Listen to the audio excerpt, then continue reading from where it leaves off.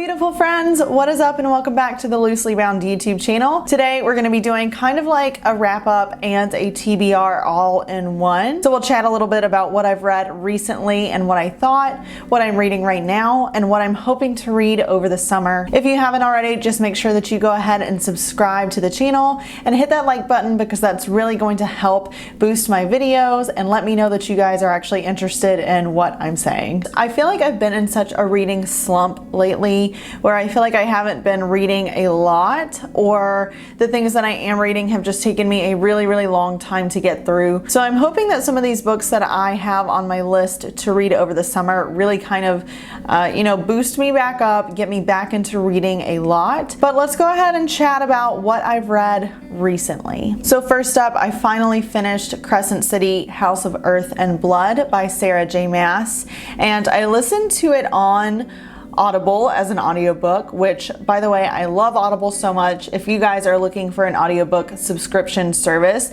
check out the link down below and I will post it there. But House of Earth and Blood took me forever to get through. Like, it's only a 25-hour book and I listened to it at like 1.5 times speed. So I feel like it shouldn't have taken as long as it did for me to get through. I really just kind of struggled with it, and I don't know if it was me or if it was the book, but it just really, it felt like it took forever, which was kind of weird to me because I love the Throne of Glass series. It has forever been one of my favorite young adult, probably my favorite young adult fantasy book. But A Court of Thorns and Roses fell kind of short for me, which is also by Sarah J. Maas.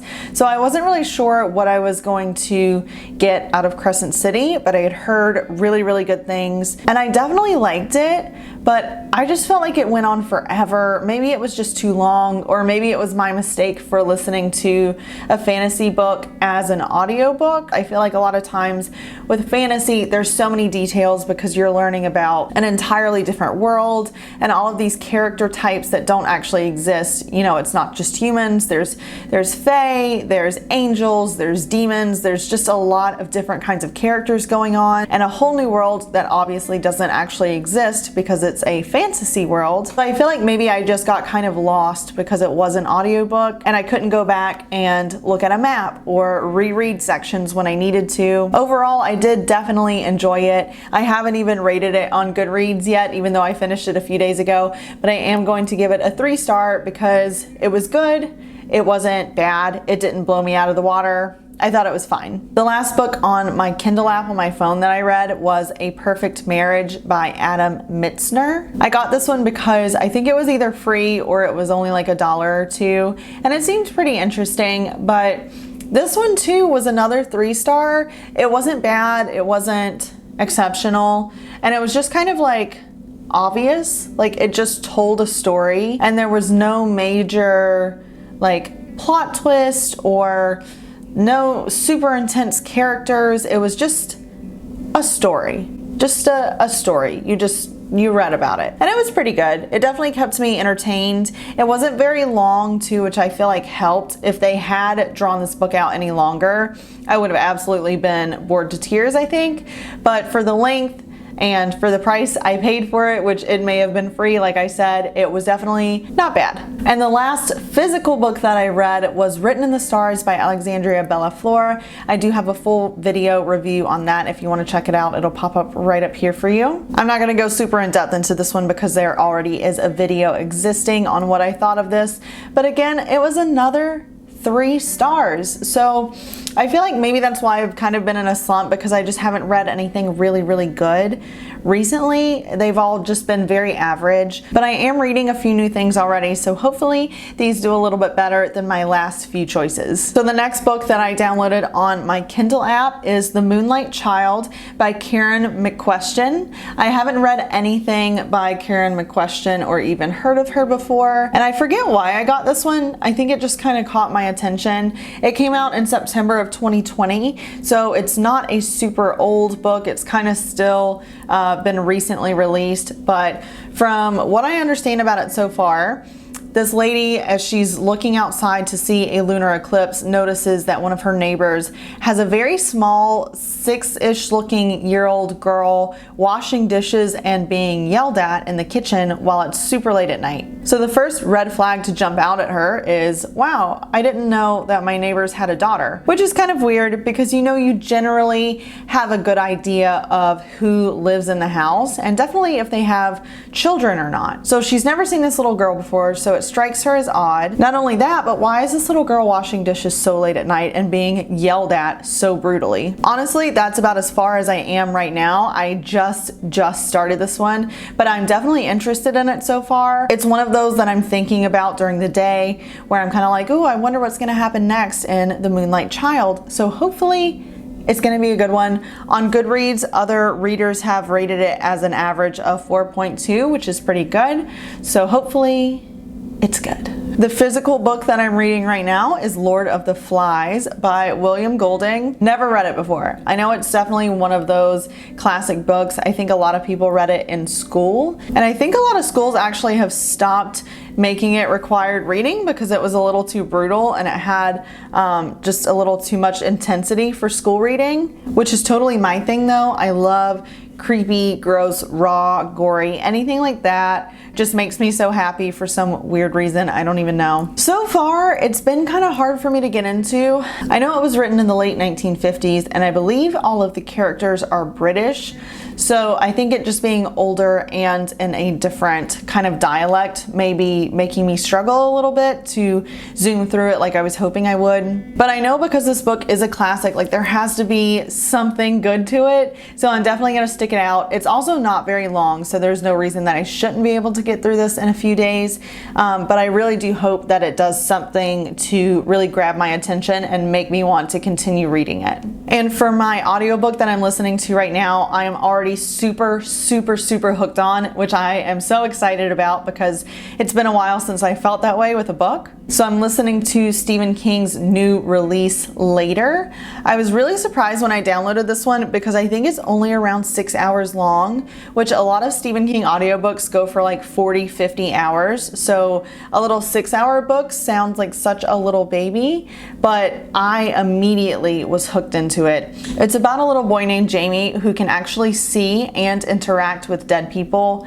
And because it's a Stephen King book, it just jumped right into the plot. So within the first few minutes of listening to it, I was already so hooked. I didn't really read too much of what this one was about. I just really dove right into it. But so far, Jamie has been kind of employed almost by one of his mother's friends who is a police officer with the NYPD, and she kind of was roping him into these cases because he's able to actually communicate with the dead people that are involved and give her some insider information that she otherwise would have not been able to obtain. So I'm really liking it so far. I will definitely be doing a full review on Later, so make sure that you guys are subscribed to the channel and hit that notification bell so you can get an alert when I finish and post that review.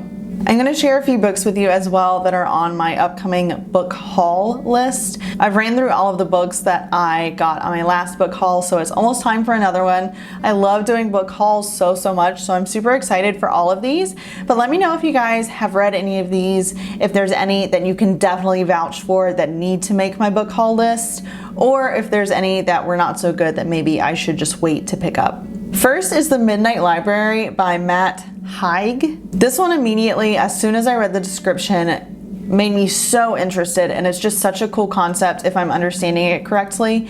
But basically, from what I understand, is in life there's all of these choices and different forks in a path that you can take.